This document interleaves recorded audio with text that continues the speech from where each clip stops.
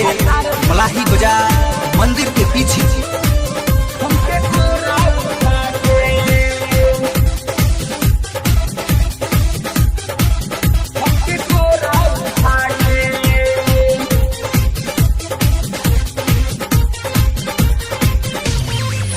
प्यारे कोरे भतार खाली कोरा उठा के, प्यारे कोरे भतार हमके कोरा उठा के,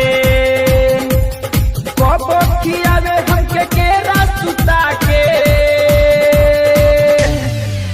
प्यारे कोरे भतार खाली लहंगा उठा के, प्यारे कोरे भतार खाली लहंगा उठा के। कोरे भतार हमके कोरा उठा के,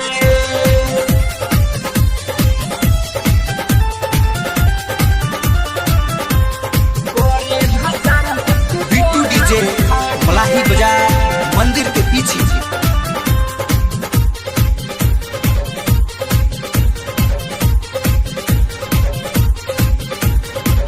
हमके कहेले प्यार से उ रानी रानी, तनी कहेले आओ नहीं खाली खाली, आओ ना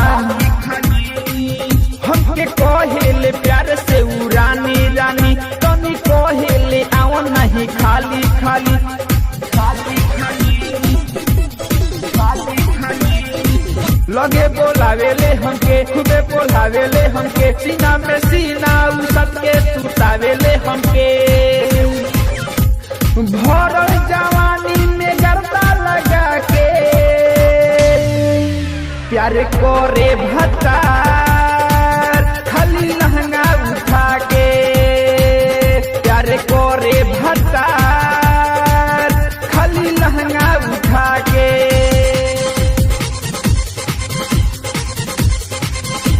कोरे भतार हमके कोरा उठा के, बिट्टू डीजे मलाही बाजार मंदिर के पीछे। कोरे भतार हमके कोरा उठा के।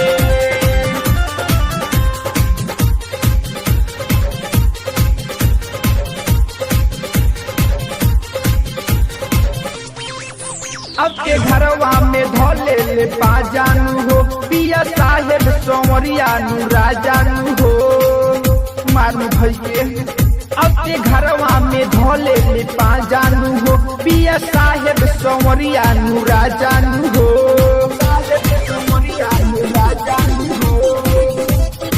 कभो सुताई देवेले कभो उठाई देवेले, मन जब खा के चला तो हमके हटाई देवेले। अनिल दीवाना हमके बात में फंसा के,